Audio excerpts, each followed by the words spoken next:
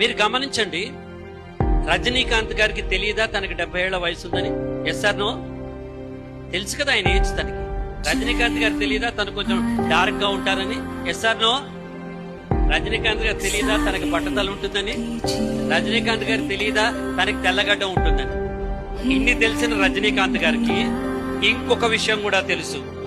ఒక్కసారి మేకప్ వేసి విగ్గు పెడితే తనకంటే సూపర్ స్టార్ లేడన్న విషయం కూడా తెలుసు. Don't focus on what you don't have. మీ దగ్గర లేని దాని మీద మీరు ఫోకస్ చేయొద్దు.